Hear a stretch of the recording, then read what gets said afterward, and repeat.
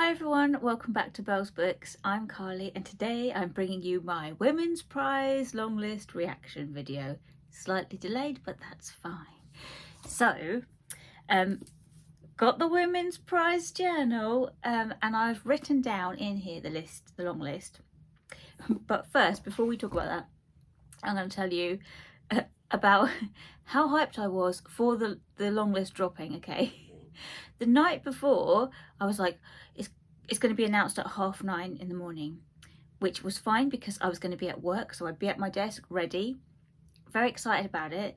But the night before, I had a dream that the long list was being announced, and I couldn't get to the computer to see what it was because there was a lady in a green dress where I should be sitting, reserving all of the books on the library catalogue ahead of me, and I was absolutely livid.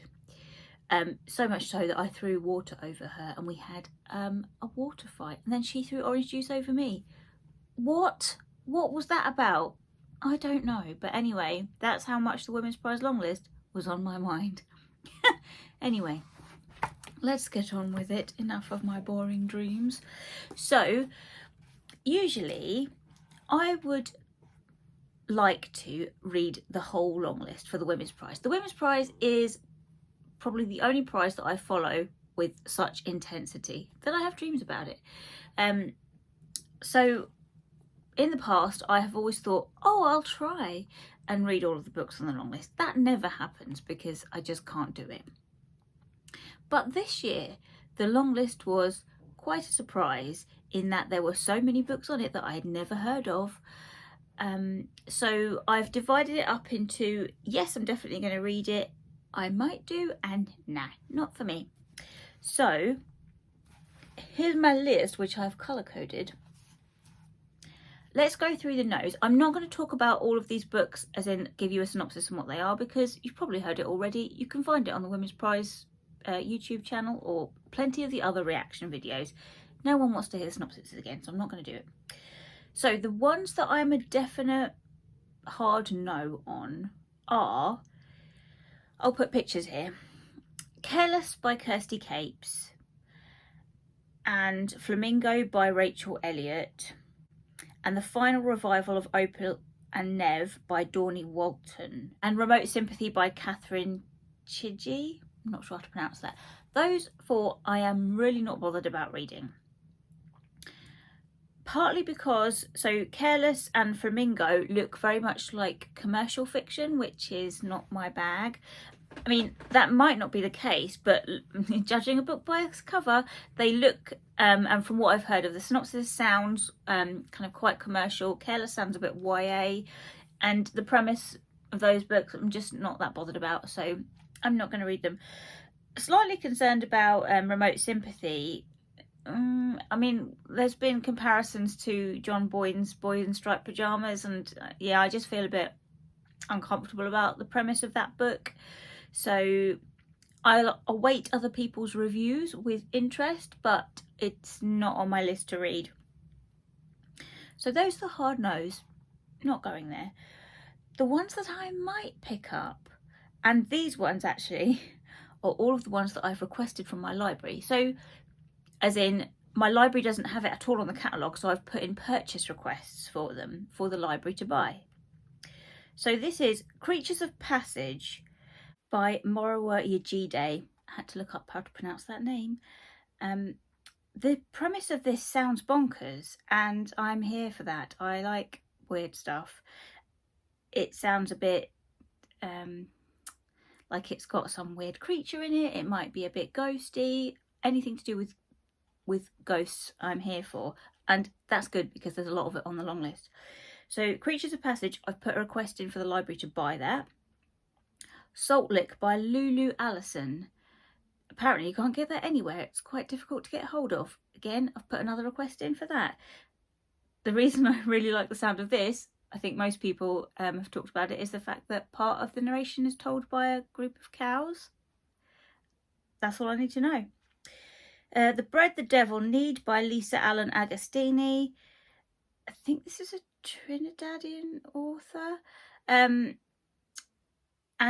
someone else said that it reminded them a bit of the one that was on last year's long list. How the one-armed sister sweeps her house, because I think it was to do with domestic violence.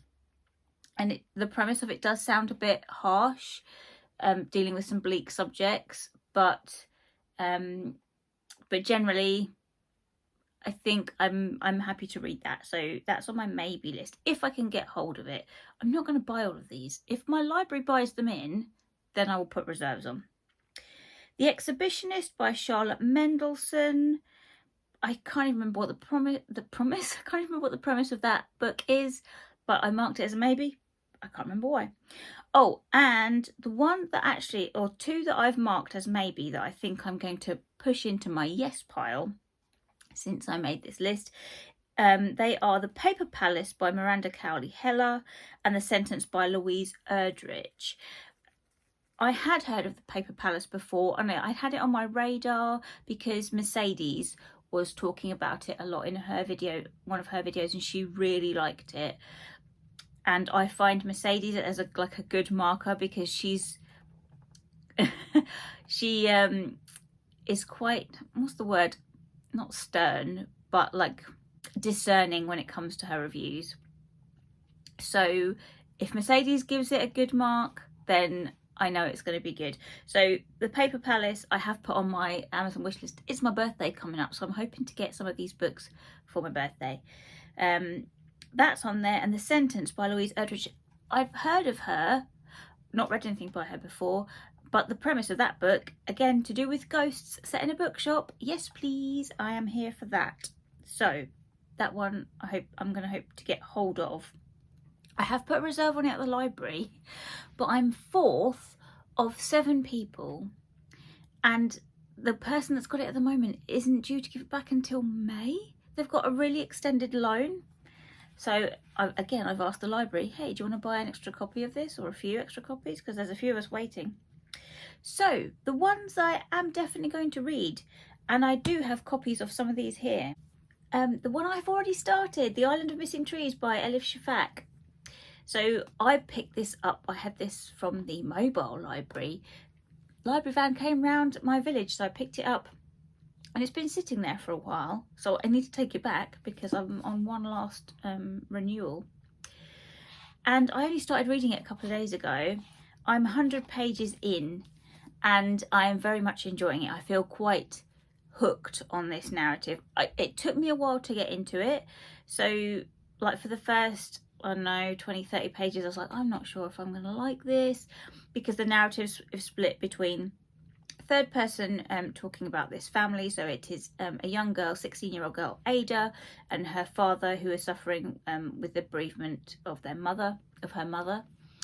And it's that narrative, but also told by the narrative of a fig tree, which I wasn't sure I was kind of on board with. I was like, I don't know how I feel about this. But now I've settled into it and I am quite enjoying it.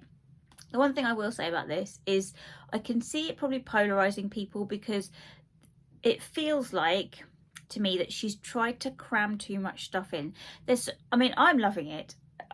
I really appreciate the fact that there is a lot of non-fiction information in here about trees and nature and history, to do because it's set around Cyprus, to do with all the previous history and colonial times that Cyprus has been through. I really enjoy that, but I can see that some people might find it a bit much. So have high hopes for this, and very much enjoying it. And all I wanted to do today was carry on reading this. So yes, excellent choice for the start of my long list reading.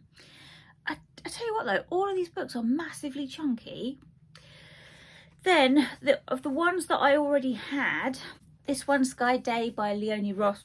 It's too big, I can't hold it. I got this ages ago because I wanted these sprayed edges. Look at this. It's so beautiful. I love this copy so much. I was going to read this anyway. I got this probably on publication day because I love Leonie Ross's writing. I have read half of her short story collection and now I can't find it. I was literally just looking around to find where I've put it. don't know. I really don't know. I met Leonie Ross at a creative writing conference I was on years ago. She did a workshop and she's fantastic. So I read her short stories at the time, or some of those short stories. This was a time when I didn't read whole short story collections. I would dip in and out, which is why I haven't read the whole thing. But the ones I read, they were great. So I knew I wanted to read this. It is set on a fictional island where everyone's got a little bit of magic about them. I love a bit of magic realism and I love her writing style. So of course I'm going to read this. I just don't know why I haven't got to it yet. Probably because it's chonk. And I am afeard of chonk books. Which, you know, this is not the one because all of these books are massive. This one I've had for a while. I think I got this for Christmas. The Book of Form and Emptiness by Ruth Ozeki. This is about a young boy, Benny, I think it is, and also I think he is suffering bereavement. Who died? The death of his father. So in The Island of Missing Trees we've got the death of a mother, and in this one we've got death of a father. Benny starts hearing voices from inanimate objects around his house, and I think then his mother starts hoarding stuff and it gets too loud. And the thing I love about the premise of this book is that he goes to the library and all of the things know how to whisper, and that's such a lovely idea. So I'm very much here for this premise. This idea just really intrigued me and I thought sounds like a fantastic book. It sounds right up my street. So yeah, the only reason I haven't read this yet is because it is big, but all of these are big. Not quite sure how I'm going to get through them all. And then on Friday I went to London because we were celebrating Dan's birthday. We went to the Tower of London and had a mooch around, and of course on the way home at St Pancras I happened to go into Hatchard's, and I thought, well, if they've got any women's prize long listed books there, I'm going to pick it up. They had them, so I picked up Build Your House Around My Body by Violet Kupersmith. This one I'd not heard of before the long list, but when I heard the premise I was like, yeah, this is my kind of jam. I really want to read this. Again, this is not a small book. Oh, what is, okay, 400 pages. This is about two Vietnamese girls who disappear. It's two different time frames, so one in 1986 and one in 2011. Somehow they are linked, and it's about that. That's all I need to know. It's a mystery. Something to do with ghosts and ancestors. Yes, please, I'm here for that. And the other one I picked up was Great Circle, because I had put a reserve on this at the library, but again, I think I was way down the list. I don't know, 12th or something. There were a lot of reserves on it.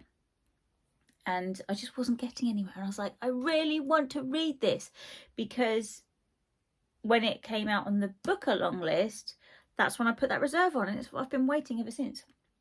So it's been a while. And I thought, well, I do like this cover and I wouldn't mind owning a copy. Again, it is chunk. This, you probably heard what this is about because it's been around for a while. This is about Marion Graves. Is that name right? Yes. She is an intrepid adventurer and sets out to travel the globe. She's a pilot, to travel the globe. And then there is some kind of accident. This is all in 1950. And then later on, there is a dual timeline with an actress, Hadley Baxter, who is playing the part of Marion Graves in an upcoming film. I love that kind of dual narrative. And I just think this sounds lots of fun, very adventurous, a very kind of plot-heavy novel, which I am here for. So I thought I'd buy it. So all the books that I've got are very chunk. And these are the ones I'm going to start reading. Look at how big they are. Oh, I really have got to get over my fear of enormous books, because this is a lot of pages to get through. So these are the ones that I'm definitely going to be reading. Then I've got my maybe pile that I'm going to try and work through.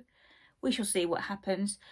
Regardless of what gets shortlisted, I'm definitely going to read all of these. and then possibly the maybes.